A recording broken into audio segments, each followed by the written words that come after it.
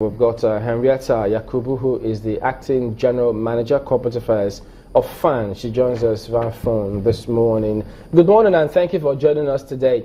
Well, as you may have heard, there are those who are still a little bit skeptical about this movement, but it's been concluded, we understand. But what can you tell those who still have questions to ask about perhaps the flight scheduling and whether or not their security will be guaranteed when they do land in Kaduna Airport?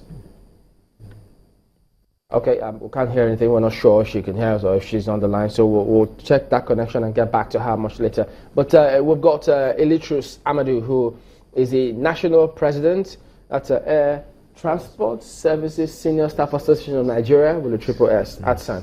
Thank you for coming on this morning. Thank you. Good morning. Well, we've seen the several announcements made now by different agencies and groups about all of this. What does your union think about this closure of Abuja Airport?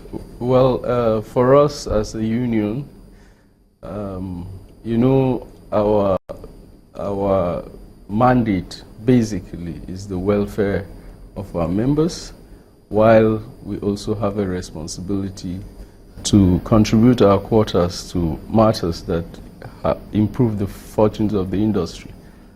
At the time the government made this announcement, we had made representations, formal representations. That's the three unions, ATSAN, NAPE, and NUATE. The pilot unions, the National Union of Air Transport Workers, that is NUATE. Okay. Then the Senior Staff Association, which I belong to, we had made a formal representation to government. Our point was that considering the importance of Abuja as a federal capital city, a host to a lot of diplomatic activities, administration, we felt that there was an option to the total closure. What was the option? The option was that we could reduce flight time into Abuja. For instance, we could accommodate daylight operations from probably 6 a.m. to 6 p.m. to allow construction work to go on at night. Because is that not dangerous? The construction companies have got all the equipment they need to work at night. It could have been possible. However, when we made that presentation to government, government was of the view that the magnitude of damage to the runway was such that it needed a total overhaul, and that accommodating that kind of window might not be the best option. So you recall stakeholders meetings were called in Abuja. The issue was extensively discussed. But then, you know, this is a government facility. They have the responsibility to put it in a serviceable state. All right, well, we've got the Acting GM Corporate Affairs back on the line now. She joins us. Good morning and thank you for joining us today. Could you start? Good morning. All right, let's get you start by telling us, what is the current situation now in Kaduna Airport? The terminal building is finally ready.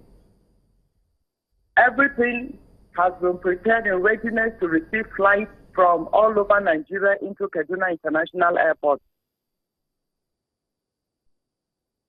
When you say all flights are ready, you're ready to receive all flights in Nigeria, does that exclude foreign flights, for instance? Because we know that Ethiopian Airlines are the only ones who have indicated that they will land in Kaduna. Yes, and so far it's still only Ethiopian Airlines will be landing, and they are landing today at 11:30 a.m. at the Kaduna International Airport. The Honorable Minister of Information is still haven't talked to the Lufthansa airline, so we're hoping that eventually Lufthansa too will come into Kaduna International Airport.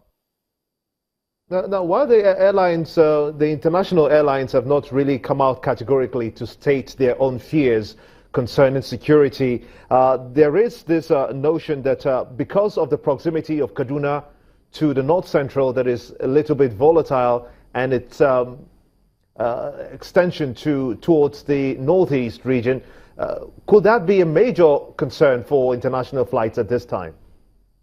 Okay, yes, they express their fears, about safety of their passengers and crew. They said they don't want to expose their passengers and crew to 3 hours journey by road from Kaduna to back to international, airport in Abuja. That was why they said they will not fly into Kaduna, that they will rather either increase their frequency into Lagos or they stay off completely until after the 6 weeks.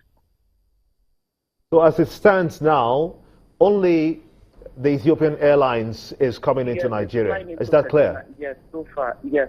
So far, only Ethiopia will be coming in. What are you doing to encourage others to come in? The Honorable Minister of Aviation has actually been in a series of meetings with the other airline operators, trying to allay their fears. A few days ago, he invited all the airline operators to come into Kaduna International Airport and to assess the situation and to see for themselves, the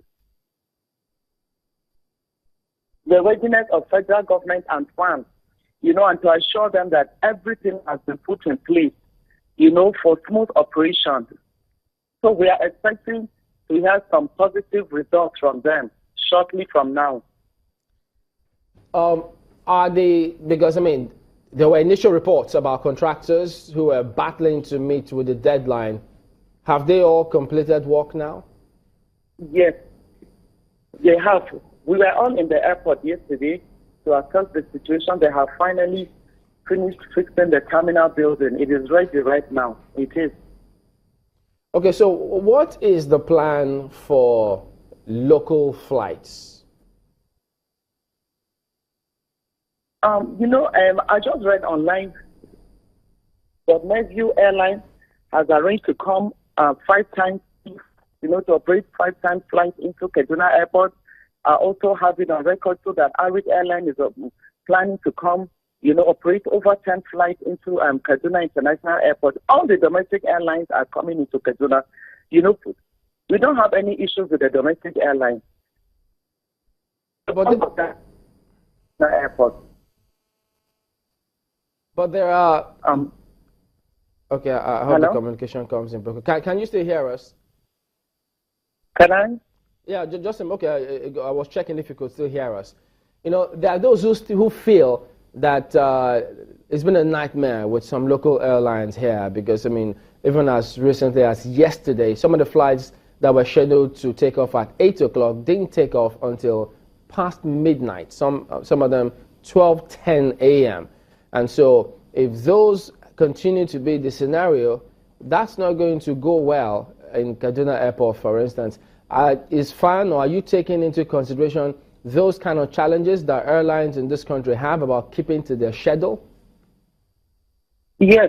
So there has been a series of meetings too, between FAN officials, officials from the ministry and the airlines.